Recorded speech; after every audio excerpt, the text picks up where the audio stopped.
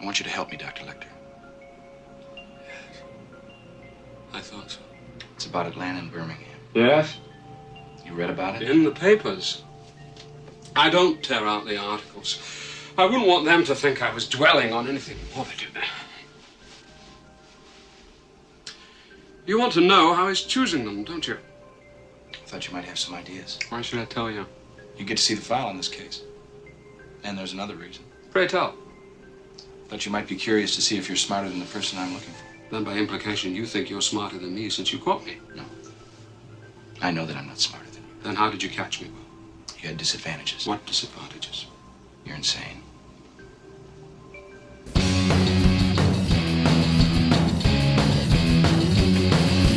Junk food supper. Junk food supper. Junk food supper.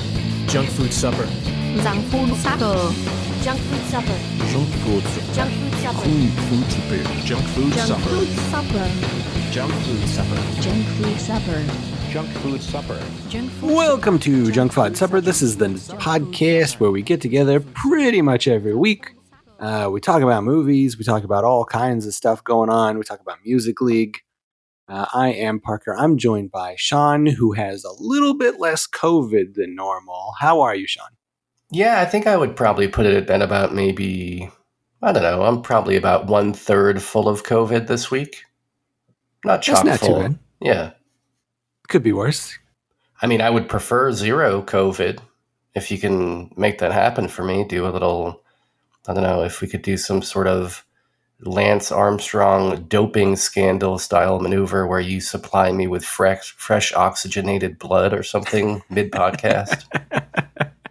I think that would be pretty good. Just get like a fresh transfusion from like teenagers, like young teenagers. So that it can keep you it'll keep you young while keeping you oxygenated. Yeah, and then people will know why I'm fighting Dracula. Because I'm in competition for this blood. Can't share that blood. No. So how are you? Have you been able to do anything fun? Are you just like sitting around? You watch any movies while you're recouping? It's been a lot of sitting around, contemplating my place in the universe, all of these sorts of things, giving me a lot of time to focus on my Music League picks. And I gotta say, I'm not trying to toot my own horn here, but I gotta admit, I think this Devil's Round is kind of revolutionary. It is pretty wild. As I've said, I was against it at first. I thought the downvotes would be mean, but it hasn't turned out that way because you get so many. It's like not really mean. Like everybody's like always apologizing to each other, which I think is nice. But yeah, it's been going well. I'm doing pretty good this round. I think I like came right out of the gates in the first couple rounds, and I've like subsequently been moving lower and lower, but I'm not doing too bad this time. So I'm pretty happy about that. Yeah. No regrets then in your voting history, unlike, one of our friends, Corey, who I know regrets not voting for G-Miss's Santa Baby. He probably does regret that. I think you might be the one with regrets because you now owe me 2 votes because you screwed me over with the Buck Owens pick in the Virtual Pros League, and then you screwed me over again this time. I just don't get it. You gotta just admit that Buck Owens did that song act naturally. Well, if you think the buck stops here, I think you're misinformed. There's going to be more buck-related incidents in the near future. I just don't know why you're disrespecting this man. You've been to his Crystal Palace. You've never been to John Lennon's Crystal Palace. Hey, man, it's just my buck style. All right, well, it makes a lot of sense. Of course. It has been fun, though. I've been enjoying Music League. I don't know. Maybe it's just me. Maybe I'm crazy. I think it's kind of a fun little game. I think so. We've all been obsessed with it now for like 3 or 4 months. So it is funny listening to other podcasts lately and hearing these guys, these real Johnny-come-latelys, talking about their first Music League experiences. It's kind of adorable, really.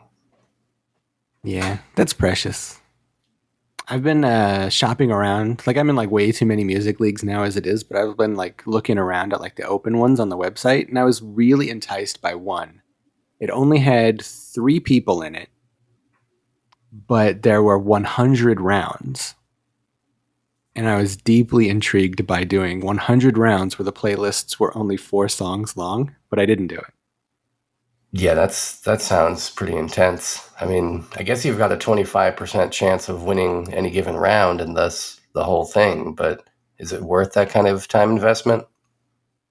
Yeah. Well, I mean, if the playlists are so short, though, I mean, you could listen to like 10 rounds in the time it takes you to listen to one virtual pros Yeah. round, and you would not hear nearly as much hate breed, I would imagine.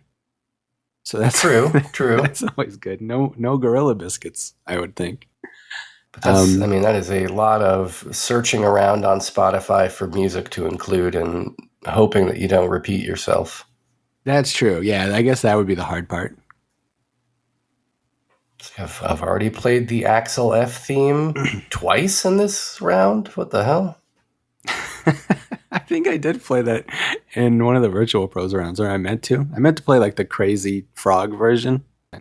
Yeah, well, I think, if you're playing Music League, even if you don't select it, the Crazy Frog XLF theme is kind of implied when Bowman's involved. I mean, it's one of my favorite songs. Yeah. It's a good one.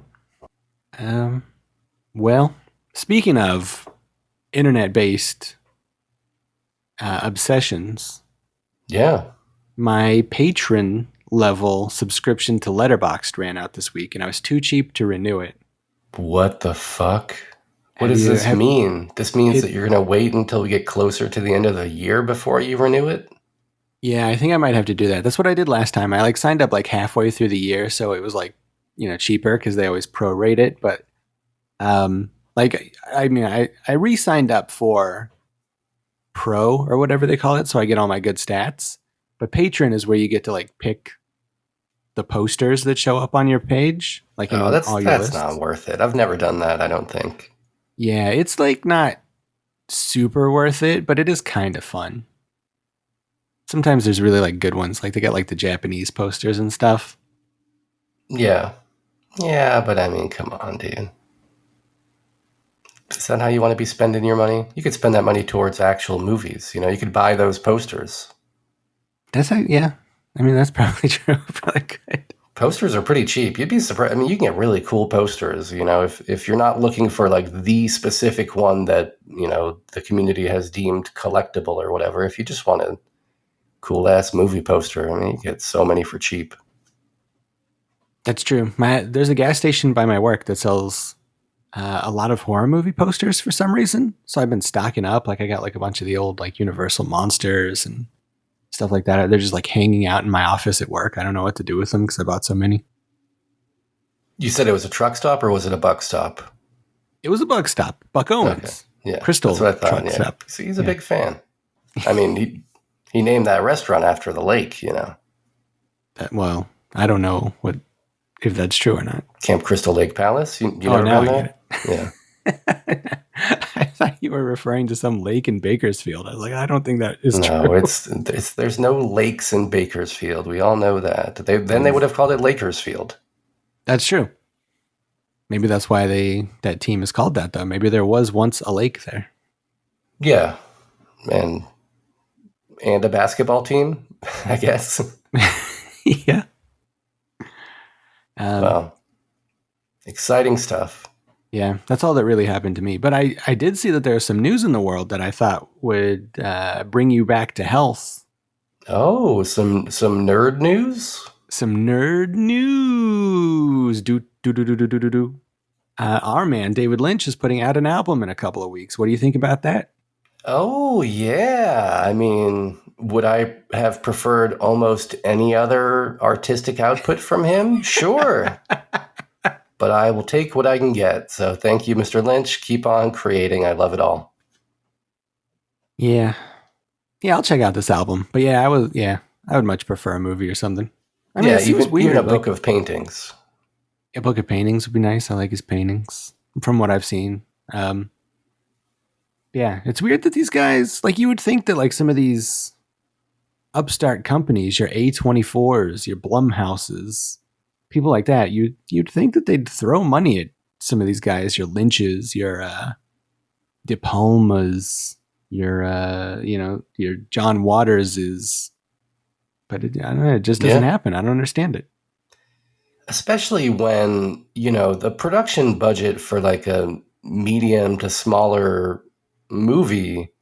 I mean, I feel like these days, like those are like a rounding error for these studios who, they're expecting to make hundreds of millions off their big releases, so they can afford to just drop 30 million bucks on a David Lynch movie and make no money back, I'm sure. Yeah, you would think. I mean, like a lot of these like A24s and Blumhouses and these guys, like, I mean, those movies are made for like $3 million. Like they make, 10 of them a month. So they like, manage to make a profit somehow. But yeah, like they're made for like almost nothing.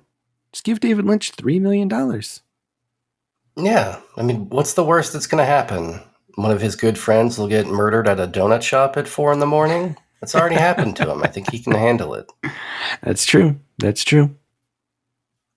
But speaking of movies that are actually coming out, unlike this fictional David Lynch movie that we all got excited for that just turned out to be a record with Krista Bell, would you like to transition into our first segment and start talking about movies that are going to be coming out in the month of July?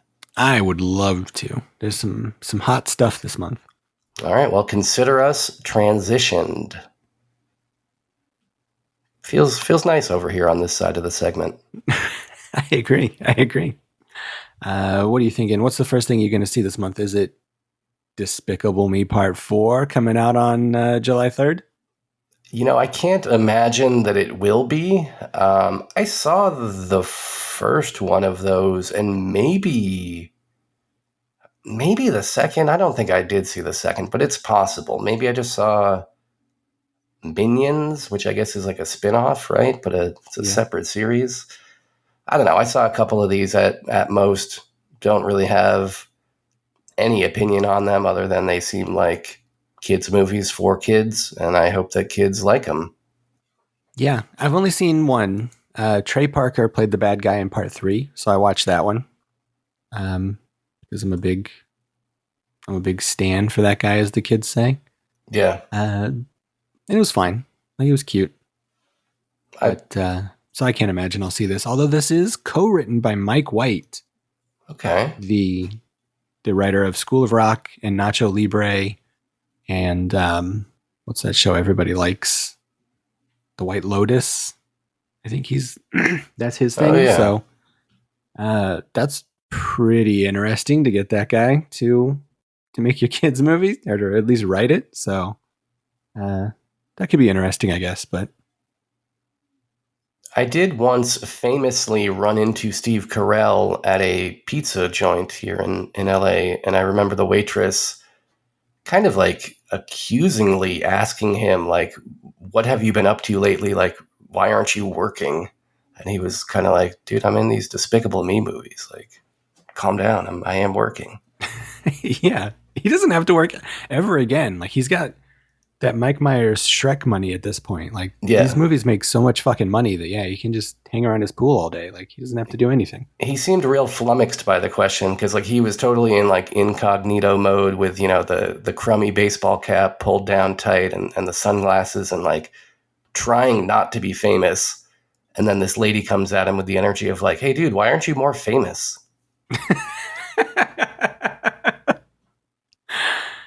Yeah. I mean, what else does she want him to do? He was in The Office. Like, I'm sure this guy I don't know. is doing fine. Like, she was sad. She's like, I wish I had access to more Steve Carell content. And he's like, I don't know what to tell you, lady. I'm working all the time.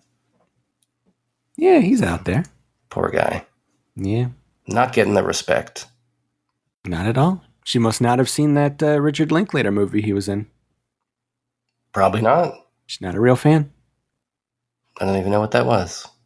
It's called like The Last Flag or something. It's like some drama about war veterans. It's all right. It's not one of his best, but it's all right.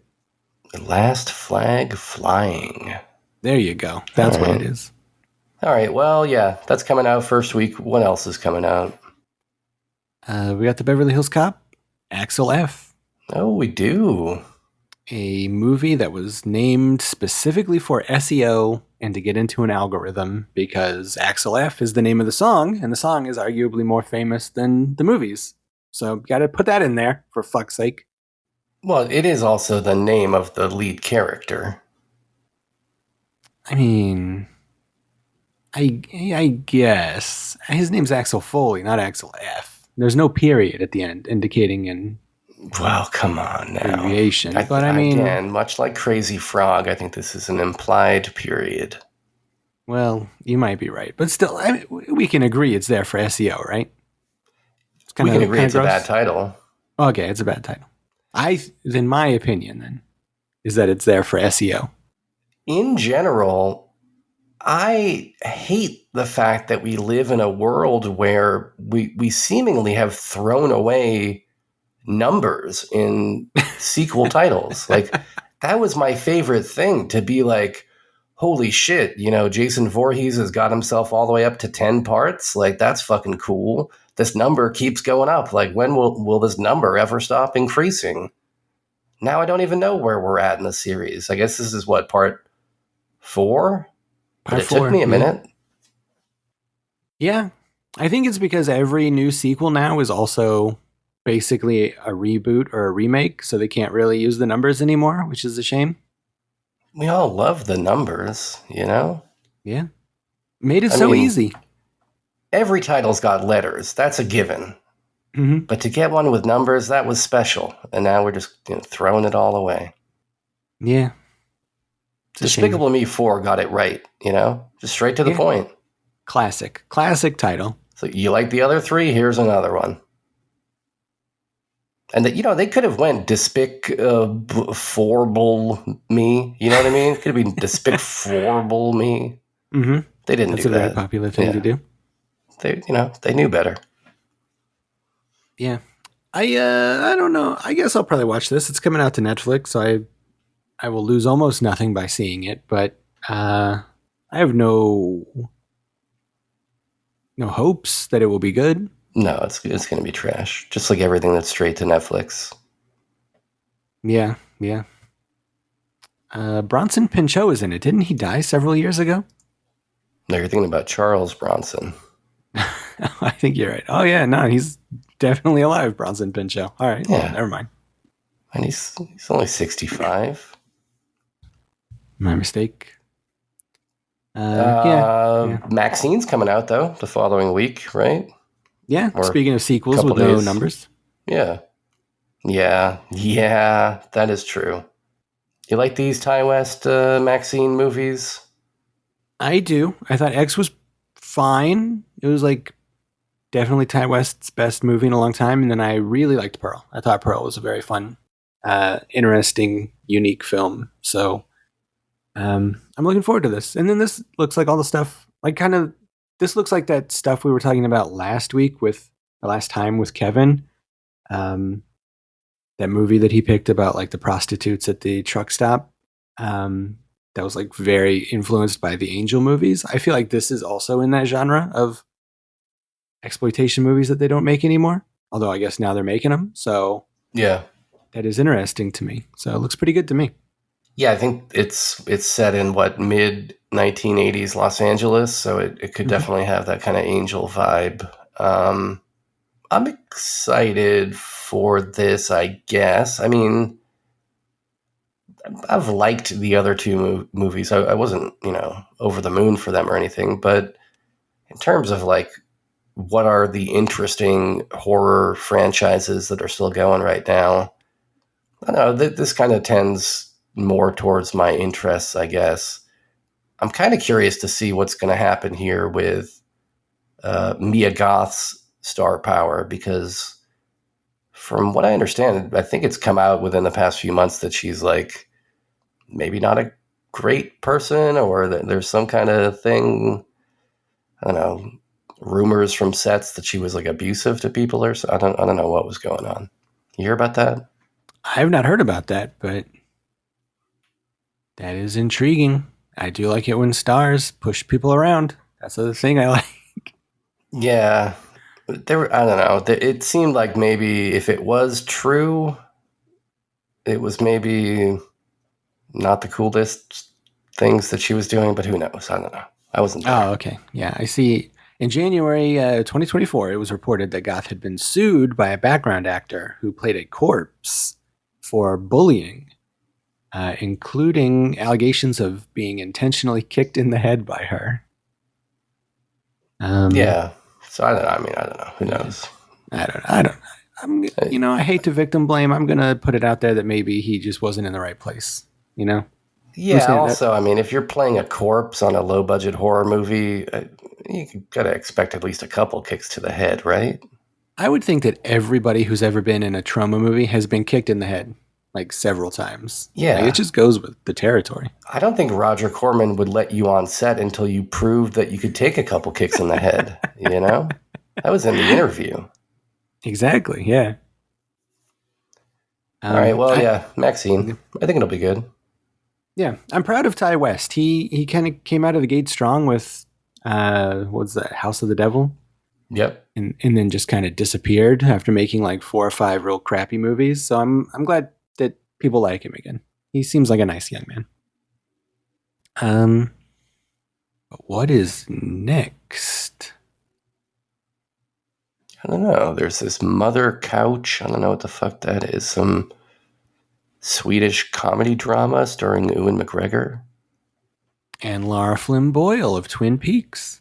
And F. Murray Abraham of that Journey to the Center of the Earth. Yep.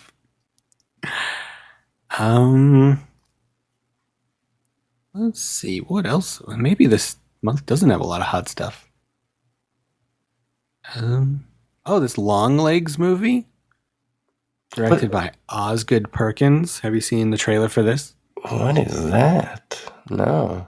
It stars Micah Monroe from The Guest, Nicolas Cage, your favorite actor. Oh, yeah, I like him. Alicia Witt from Twin Peaks. And it looks spooky. I don't know. I know a lot of people are like super in love with this Osgood Perkins. I have never seen any of his movies. He did Gretel and Hansel, I'm the Pretty Thing That Lives in the House, The Black Coat's Daughter, Cold Comes the Night. I know people like super love some of those movies. I've never seen any. But this one looks pretty good. Looks spooky. This guy who directed it, Osgood Perkins, had a interesting debut acting role as young Norman Bates in Psycho 2. Yeah, his dad is Anthony Perkins. Well, then that makes perfect sense. All right, well, it's not just a clever name. I've never seen his movies, so...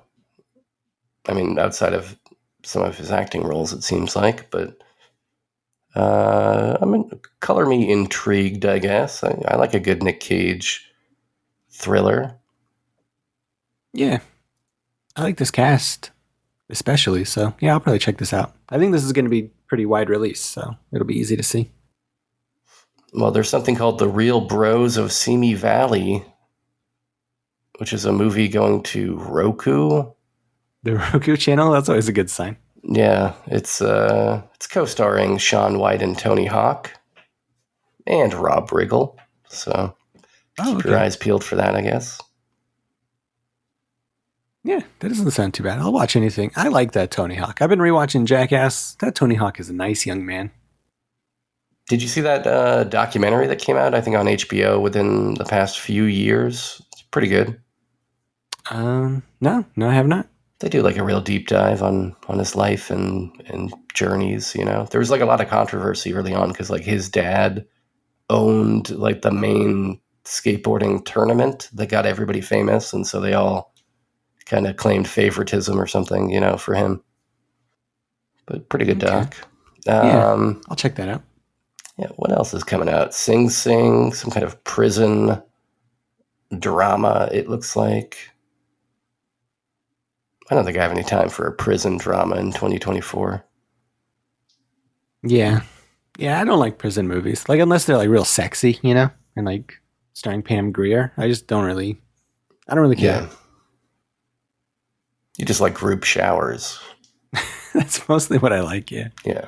That's the kind of cinema I'm into. We got Twisters on the 19th.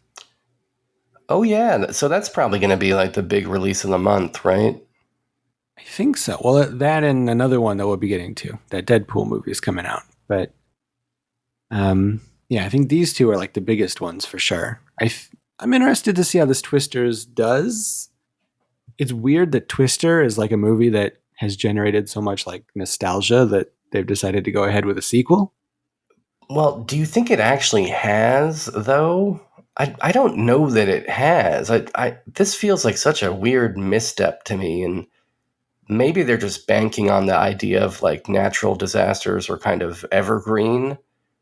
But I think if they're really like looking for attachment to that original movie, I don't think it exists. And like this comes from a guy that loves action movies and, loves action movies from that time period. But to be honest, I don't even know that I've ever seen Twister all the way through. I think I have seen every part of it like on TV over the years in bits and pieces, but I don't know, I don't remember that ever being a movie where I'm like, damn, I got to sit down and watch Twister. Yeah, I've only seen it one time. I never watched it when it was first out, but I learned a few years ago that Michael Crichton wrote it, and he's a writer that I like a lot. So I watched it, and I don't know, it was fine, I guess. But yeah, definitely a weird property to bring back. I don't know. It'll be interesting to see what happens. But my man Glenn Powell is in this, so I will be seeing it opening night. Yeah. You find him to be a dreamboat? 100% Dreamboat. He does a lot of Linklater movies, which is also dreamy. And he's just like he's a nice young man, He's got a lot of charisma. We're talking about Paul Scheer, right? Paul Scheer. That's definitely the star of Twisters that you find to be charismatic. He's definitely my favorite human giant, I guess, by default, because Aziz is canceled and Rob no longer does anything, I don't think. What is going on with him? I'm going to have to look him up. But yeah, Paul Scheer's in there. The audacity of Paul Scheer. What if this movie sucks? He's going to keep on doing that podcast, making fun of bad movies, knowing goddamn well he's in bad movies. Seems disrespectful. Yeah. How did it get made, Paul? You tell us. Yeah, tell us how this one got made. We got questions about it. Yeah, I feel like you look at this lineup for July, and to me, this does not scream a summer release calendar. I'm seeing a lot of smaller dramas, a lot of horror, which I guess is good. Yeah. Although, a lot of it looks kind of samey to me. A lot of this horror stuff is either like religious horror or some weird like family grief, weird like psycho emotional type drama. Yeah. I don't know.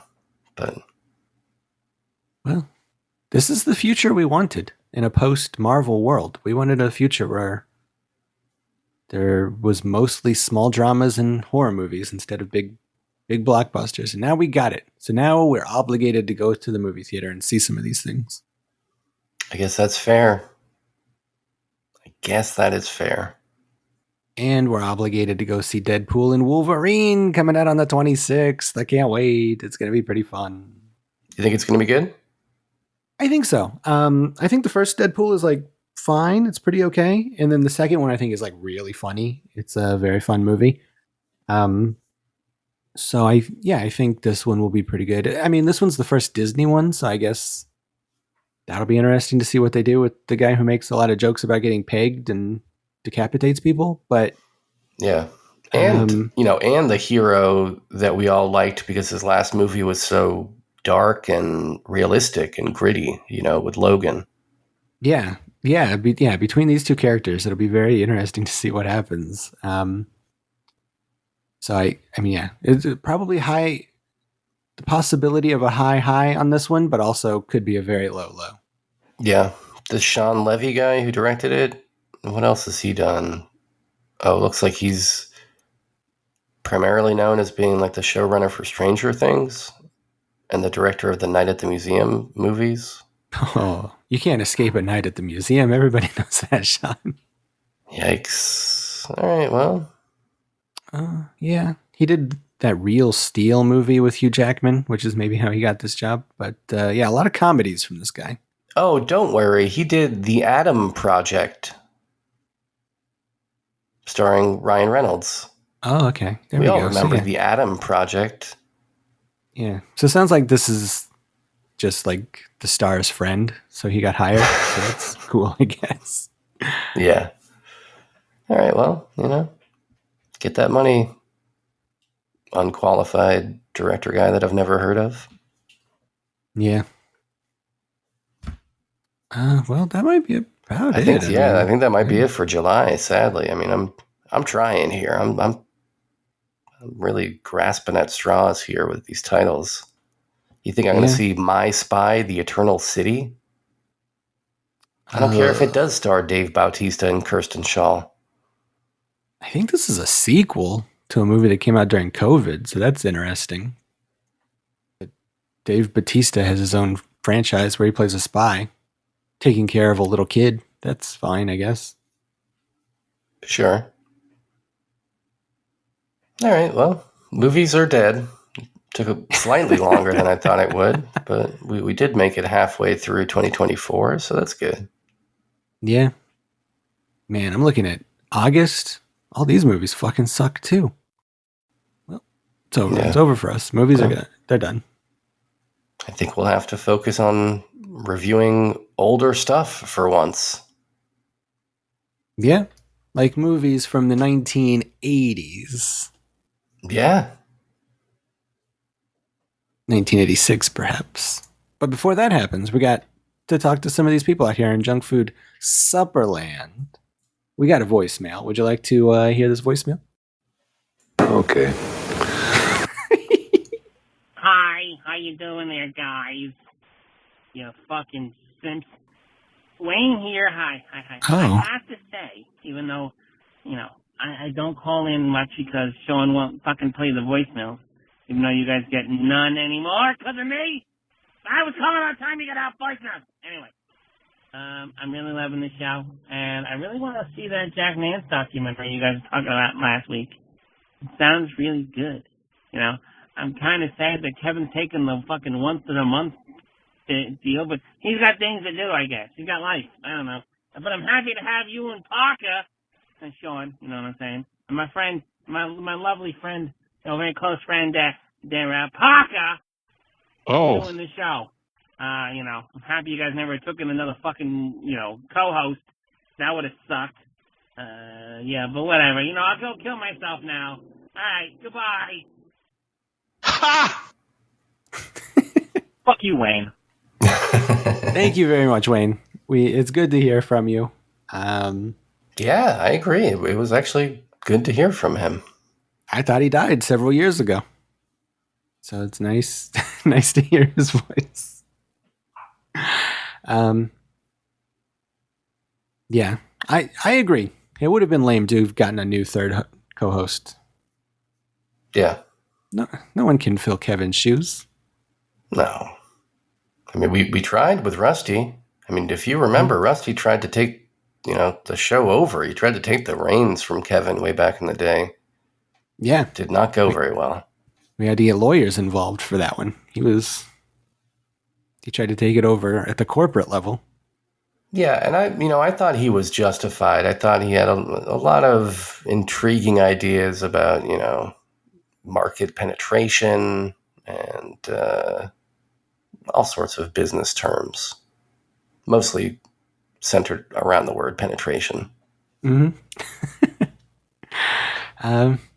Yeah. Well, thank you, Wayne. Call back anytime. You're always welcome. Yeah. Especially call us during heavy rainstorms when you're feeling suicidal. We'll talk you down, I guess. Yeah. Or we'll tell you to KYS, for old time's sake. Yeah, if you want to leave us a voicemail and tell us to KYS, please do so at 347-746-JUNK. That's 347-746-5865, or go to facebook.com/junkfoodinner and hit the call now button. Those are the primary ways to leave us a voicemail. So I guess we're going to take a quick break, and when we come back, we are going to be talking about an old movie from the 1980s, so stick around.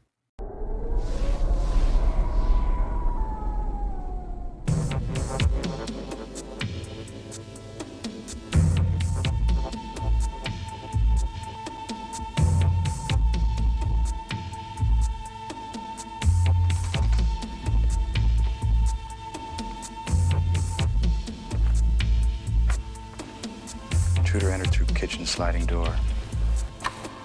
Nationwide victims. Yeah, this is Will Graham of the FBI. One killer. This is what the subject's teeth look like.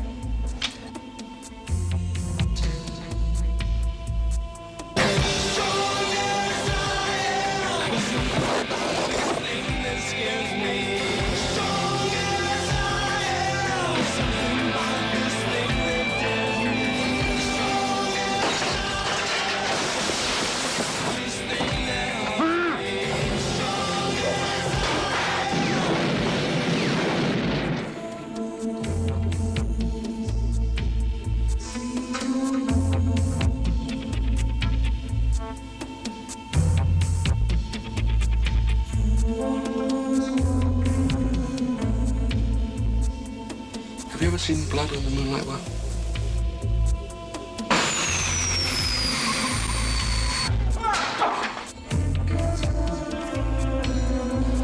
William, you're gonna make yourself sick or get yourself killed. Multiple trails. Just you and me now, sport. One hunter. I'm gonna find you. Damn it. FBI agent Will Graham. Manhunter. Welcome back to Junk Food Supper. The movie we're talking about is Manhunter from 1986, directed by Michael Mann. This is the movie you may know of. It is the Hannibal Lecter movie before Silence of the Lambs, and directed by the aforementioned Michael Mann, who we recently talked about when we did the movie Thief a few months ago, quite a few months ago. He also directed Collateral and Heat, and some of these other movies, The Keep, you know. Yeah. Last of the Mohicans. Yep. He's a pretty notable guy. This is a little bit early on in his career, and it is based on the novel Red Dragon by Thomas Harris, the guy who did the Silence of the Lamb books. I first watched this not too long ago. I saw the movie Red Dragon when it came out. This same story was remade as part of the Hannibal Lecter, Anthony Hopkins series many, many years later, like 20 years ago. So 20 years after this or so. And I saw that one first. And I loved that movie when it came out.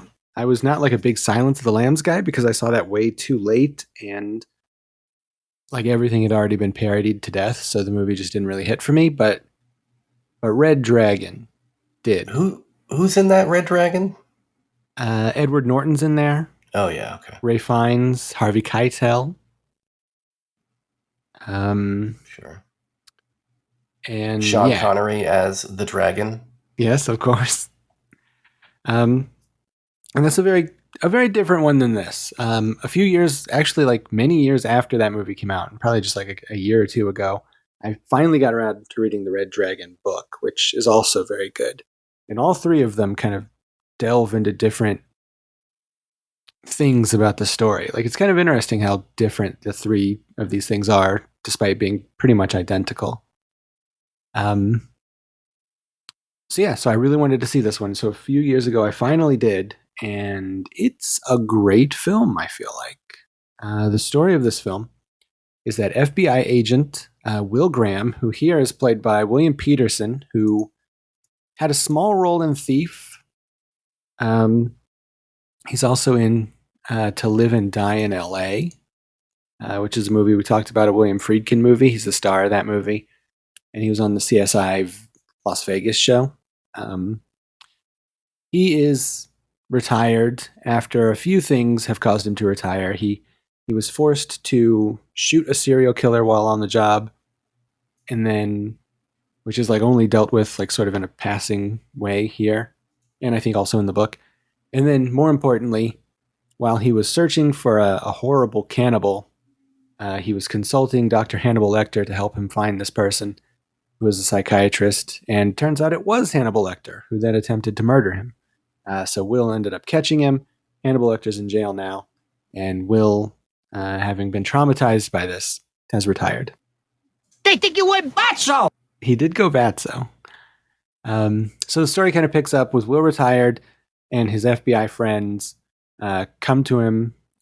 Jack Crawford, his former boss, played by Dennis Farina, says, "Hey, we got a new serial killer in town. He's killing people every full moon. He's already killed 2 entire ass families. We need you to solve this. You're very good at solving these kind of murders." And he reluctantly agrees to do so because now he has a family and he is protective of families, so he doesn't want another family to die. And he's kind of manipulated into that by Jack Crawford a little bit, I think. But there's also that great moment in that scene where William Peterson or whatever looks directly at camera and says, "You want me to hunt a man? Who's the real manhunter here?" It is the most dangerous game. Yeah. So he does, and it's also kind of alluded to in this a little bit, or not even a little bit, but like, I mean, it's alluded to in this that what's his face, Will kind of sees, he can think like a serial killer, and not just because he's a good detective, but because he has a bit of a darkness in him. I think this movie kind of goes into that a little bit. The book does quite a bit. And I think this is very interesting. I like that a lot in this. Like, you can kind of see that in his character. Like, he's very cold and detached. Like, he like pays a lot of lip service to caring about his family, and yet he doesn't ever really talk to them. And when he does talk to like his stepson, he's like very cold and doesn't know what to say. And it seems like he's on the spectrum when he's trying to explain the danger that they're in. Like, he's a very, very peculiar guy. In fact, the only time he ever seems himself or casual in the movie is during a phone call with Hannibal Lecter, where they're both in positions like with their feet propped up against the walls and like in bed, chatting like teenagers. Like, it's a wonderful scene, that scene. But anywho, he consults Hannibal Lecter again to try to find this tooth fairy, they're calling him in the newspapers, the serial killer. And I guess we search for a serial killer. So yeah, this is a very pretty movie. It's very like minimal. Like, it's kind of striking. Like, I just read the book since watching this the first time, and it's kind of striking how sparse like the plotting and the dialogue and like actually like following the clues to get to the killer is in this. Like, it's really like mostly vibes in this rather than being a procedural like the book and the Red Dragon movie are, which I like a lot because this movie is very pretty and it's full of vibes. So I think it works. So there's other stuff to talk about. I do want to talk about Francis Dollarhide quite a bit because he's one of the scariest fucking bad guys in the history of the universe. And also we should talk about Brian Cox's Hannibal Lecter. But before that, how do you feel about this, Sean? You've never seen this before. What do you know about this? What do you like about this? Yeah, so I mean, I guess just to set the table, much like everybody in our generation, although I guess not you, I saw Silence of the Lambs, as a kid when it hit home video, and loved it. Like, it was exciting to have a horror movie that, delivered on kind of that element, but also felt elevated and was getting, recognized by the Academy and all this stuff. It felt cool to see like, oh shit, like these sleazy little slasher movies that I'm into can eventually lead to something that, the whole world will call high art, and that was exciting. I didn't go much further with the series. I did see Hannibal in theaters, and I enjoyed that. I remember being kind of impressed at how grisly Ridley Scott was able to make that movie. Some of the gore that he was able to get in, multiplexes at the time, I thought was kind of, impressive. But I never read the books, didn't watch any of the other movies, didn't watch any of the TV stuff or anything like that. And I guess overall, I'm not like the world's number one like serial killer movie guy. Like, it's not exactly my favorite kind of horror movie, although there have been great examples over time. It's not like I'm ever seeing a plot description or a movie poster that suggests serial killing and that's what's going to hook me in. I would tend to be more pulled in by, monsters or supernatural, but I was still excited that you picked this, because I do love Silence of the Lambs so much, and I actually really do love Hannibal a lot. And I've liked some other Michael Mann films, and I've loved his Chinese theater in the past as well. So I was down for this. And then, as soon as it started, man, like within a minute or so, I had the realization, oh shit, you've tried to watch this multiple times before. You've never gotten more than a few minutes in. And it's because this William Peterson guy can't act for shit. Yeah, I think there's a scene early on where he's watching the videotapes and he's curious as to who the source of the videotapes was. Where he's watching the videotapes. Yeah, he's watching the videotapes of like the murders and he's like talking in his little talkie and he's like kind of talking it out to himself. Yeah. And it's very bad at the There's a lot of that. Like, they do this thing, it's kind of a runner for him where like, he's at the scene of the crime and he's like talking through like what happened here. Like they do it once where he's like up in a tree and he's like, all right, so you climbed up this tree, mister, did you? Okay, all right, so you were in the tree and you looked through the window, did you? Okay, all right, you looked through the window and you planned your murder. And it's just like a lot of this stupid shit of him like talking to himself and like seemingly like in a way where he's like supposed to be like getting himself hyped up or something. And it all just falls like very flat. And I mean, it's not fair, I don't think, to compare anyone to Jodie Foster, who is like one of our nation's great treasures. But I mean, this guy it's not even acceptable level acting.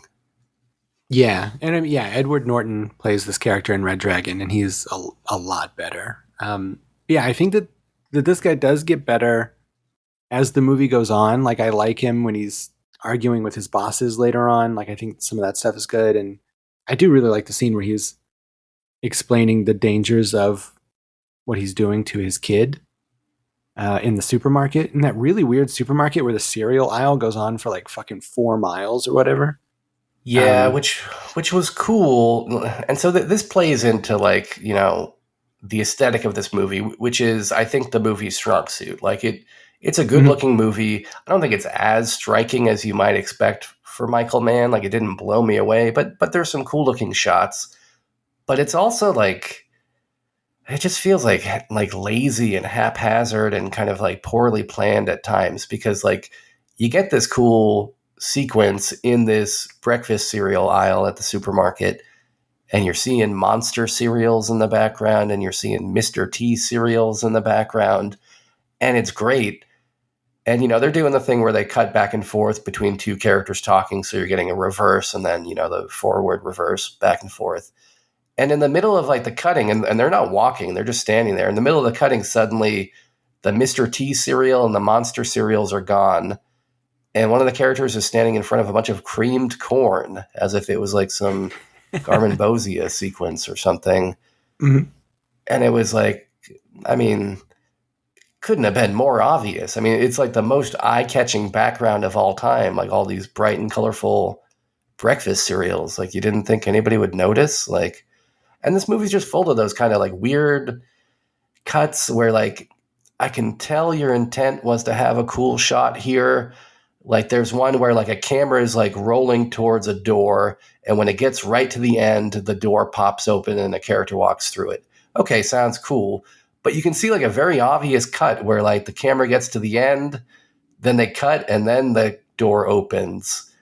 And so you couldn't get that all in one take. All you had to do was open the door at the right time. And I don't know, like, and it's just a lot of those kind of like flimsy little, areas where like the edges are showing, where I'm like, I appreciate Michael Mann's attempt here to like bring a different look to a serial killer movie. And I think he, succeeded in that. I think, future serial killer stuff, especially like procedurals on TV, I think do take a lot from how this looks. Because before this, like this kind of stuff would just look like a Brown movie, right? Like it would just look like all like old detective guys smoking cigars in like wood paneled offices for 90 minutes. And this doesn't look like that. So, I mean, that's a success, but I just feel like it's also, I don't know, kind of flimsy at times.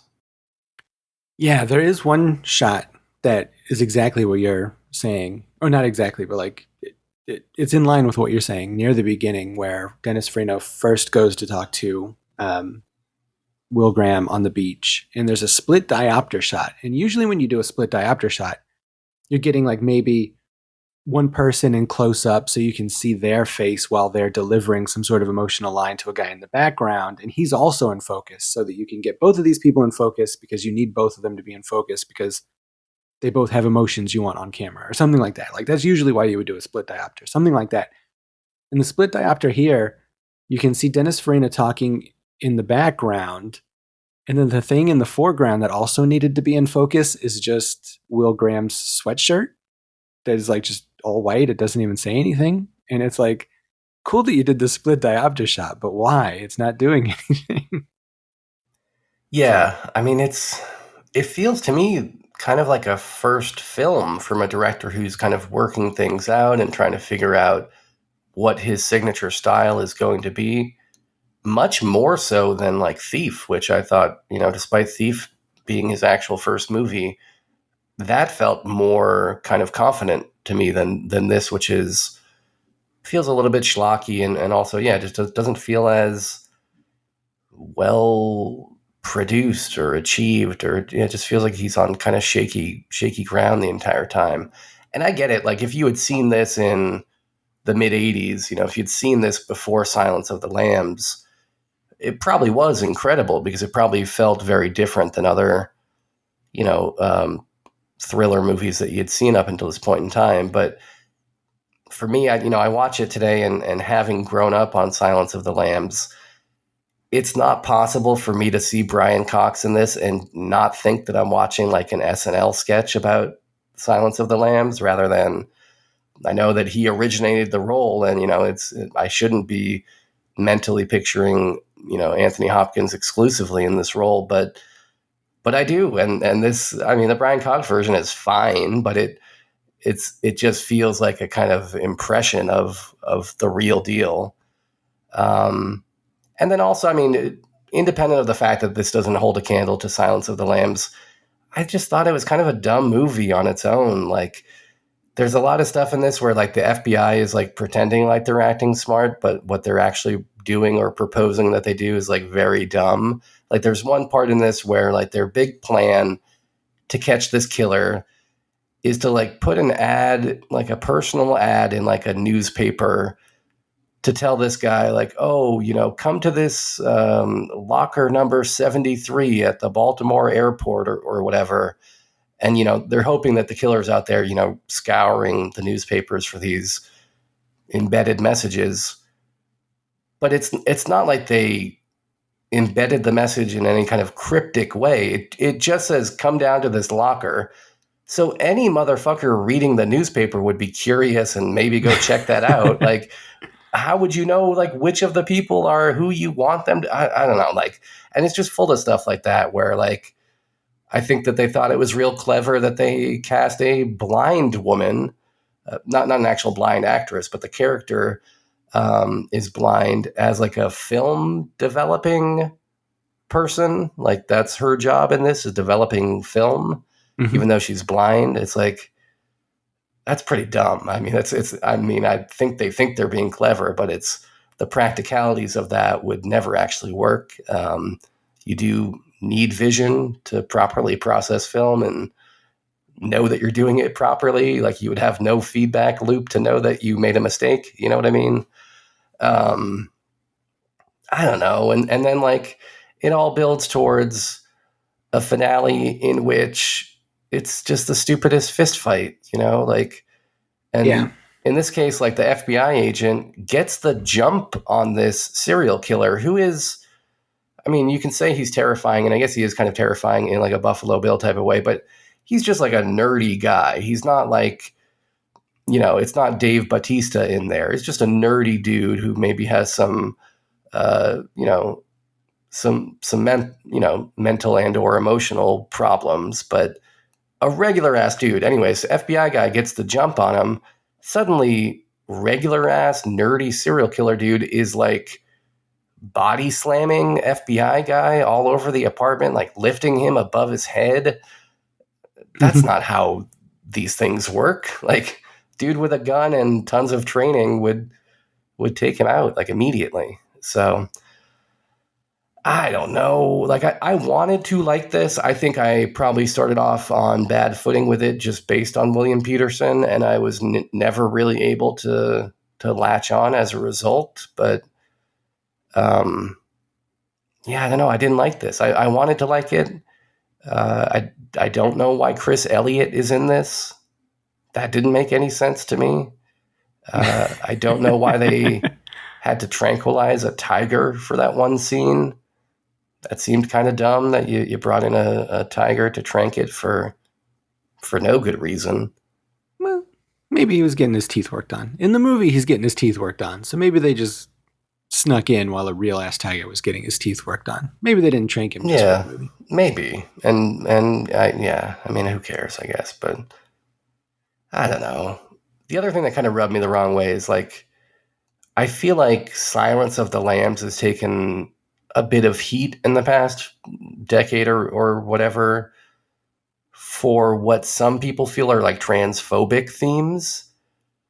And I got those vibes like 10 times more from this movie, where I think, you know, at least my reading on Buffalo Bill and Silence of the Lambs was always that he was not even necessarily like a queer character, just happened to be a weirdo who, one of his things is he likes to cross-dress, you know, and that's a thing that he does. But in this movie, I feel like you have a very directly, you know, portrayed as queer character who does like a lot of stereotypically like heinous things. Dollarhide, Francis Dollarhide, you feel is that way? Yeah. I mean, he's got a girlfriend. We're talking about the Tooth Fairy killer, right? Yeah, he's dating the blind girl. He does sex to her. Yeah. Does that mean that gay men can't have, or queer people can't have, you know, opposite sex encounters? Let's not be closed-minded. Well, that's true. But that is interesting that you say that. I mean, I think that the movie depicts him. This movie especially, I think, depicts him as straight. But it's interesting that you picked up on that, because that is a big part of the book in Red Dragon. Like the Tooth Fairy stuff. Like, what's weird about this movie to me, because what I love about this story is the Red Dragon, the titular Red Dragon of the book that is not even in this movie whatsoever, except for like a few passing like references. Like, but Francis Dollarhide, like the teeth that he uses to bite people, which they make reference to in this, and that he does bite the one guy, are his grandma, or either his mom or his grandma's dentures. And like he has all these like weird, he has like this Norman Bates sort of relationship with his mom or grandma, I forget exactly who it is, in the book. And like she would, like anytime like he went to like hug her, if I'm remembering this correctly, anytime he would like show affection to her, like she would call him like the F slur and be like, oh, you know, you're gay, that's why you want to hug, or that's why, you know, you want to be near me, stuff like that. And so that's interesting that you're picking up on that, even though it's like, I don't think really even in this movie. But I guess it must be in some level. But so that's interesting. Yeah, well, I mean, we're talking about, what, 1986 or whatever? Like, you can't have a man in a movie be as effeminate as that character is without the implication being that they're gay. Like, even if they are actively sexing a woman at the time, if their wrist is even the slightest bit limp, that's a fag on screen. You know what I mean? Like, and with a capital F. Yeah. Yeah. But I do think that it's sort of like what you were talking about with Buffalo Bill, where like and sort of like the way Angela is in Sleepaway Camp. Like, I don't think that Francis Dollarhide is gay, but I think that because he was traumatized by his mom or grandma calling him gay his whole childhood, like he has issues with it. Like, if that makes sense, with his sexuality. I think gay is probably the wrong word, as much as like maybe queer is better. Like the way that I think the movie is trying to portray it is that he is confused sexually, or just he does not fall into the norm that society has dictated as being the norm, you know, sex-wise. He's got his own buck style.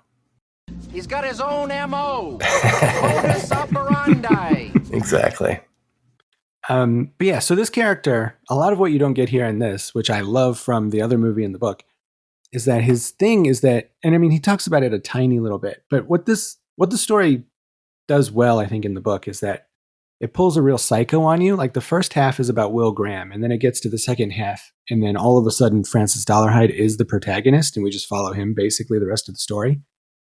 And his whole thing is that he's like killing these people to try to like transcend to become the Red Dragon, which is why he's like leaving those mahjong pieces everywhere. And in the book, there's this great thing where like there's this like classical painting called the Red Dragon by William Blake, I think.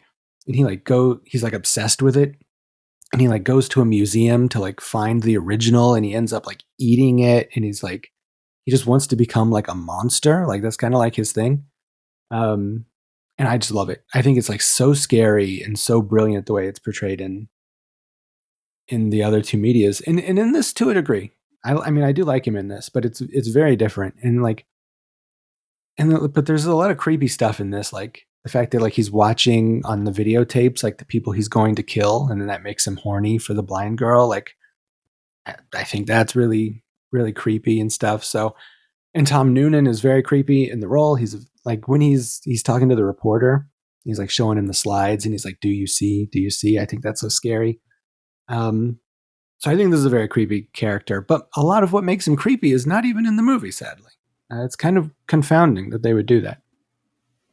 Yeah. Also kind of weird that they changed the title from Red Dragon to Manhunter. And I saw on Wikipedia a justification for that made me even more confused, because I guess in some interview, Michael Mann said regarding the title change at the time, Bruce Lee was knocking out dragon movies, and Dino, I guess De Laurentiis, in his wisdom, decided people would think it was a kung fu movie.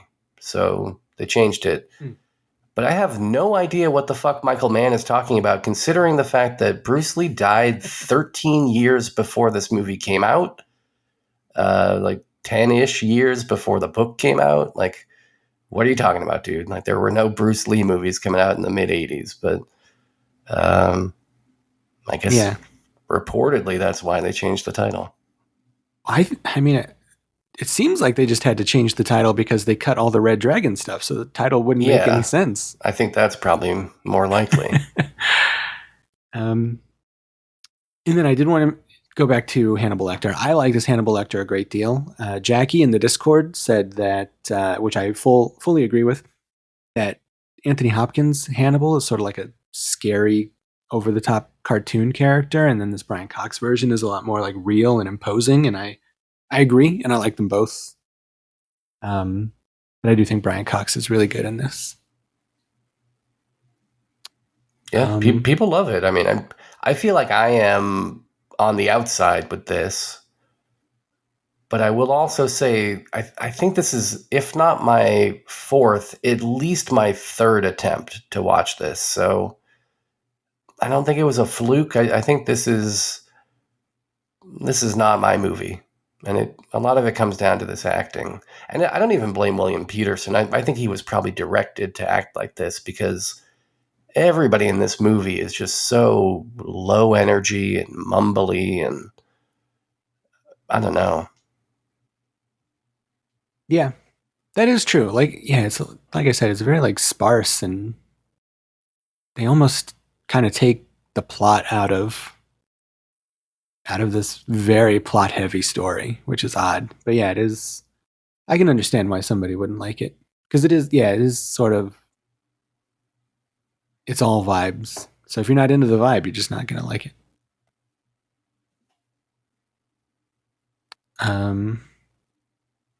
Also, I want to shout out Stephen Lang, who plays Freddie Lowndes, the reporter. He's the blind guy from Don't Breathe, and he looks very different in this movie. He's good. I was actually kind of concerned because I was paying kind of half attention during the opening credits, and I saw that name and I read it by mistake as Stephen Lack, that guy from Scanners that can't act at all, and I was relieved when he did not show up. Oh yeah, that guy who lacks acting ability. Exactly. Exactly. Well, I guess that wraps it up for Manhunter. A very interesting movie, I feel. What are we going to do next time? Do you know? Oh, I know. I do know. We share that information.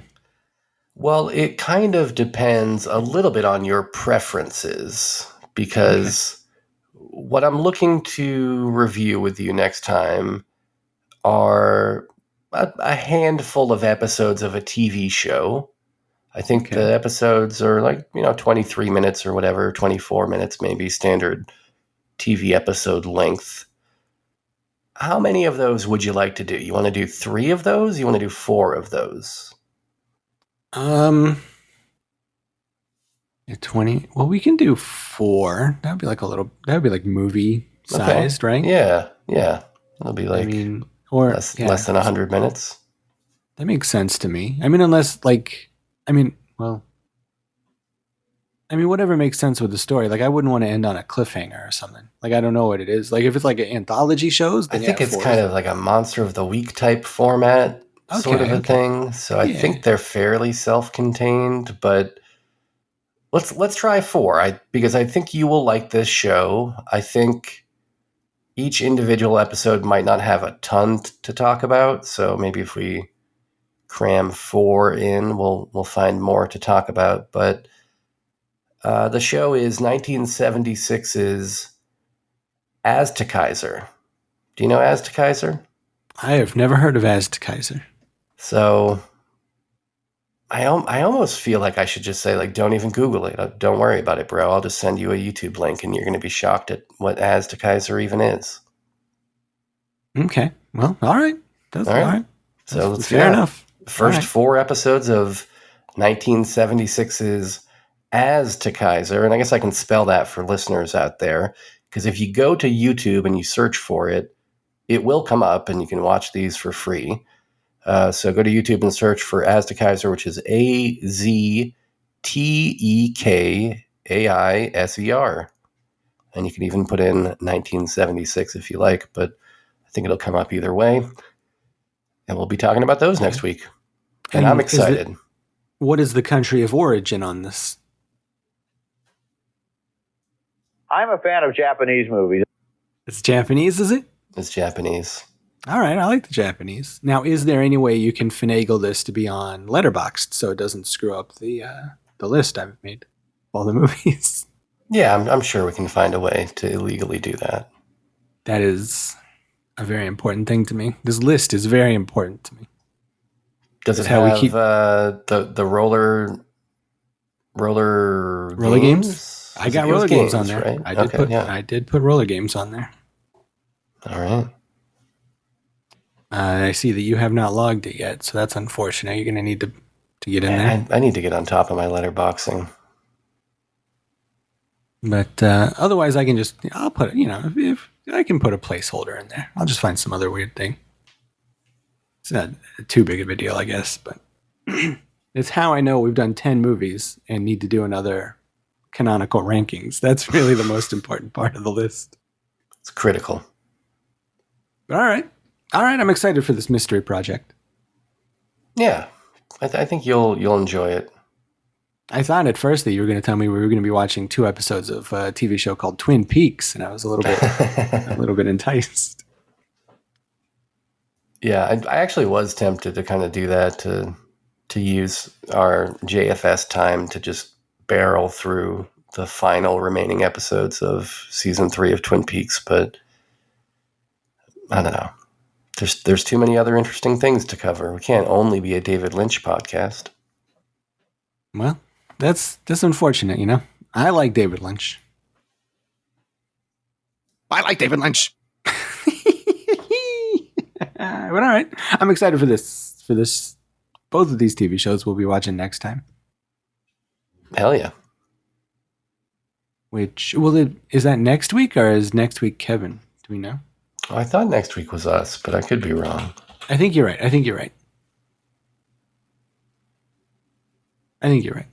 Yeah, I think so. Okay, perfect.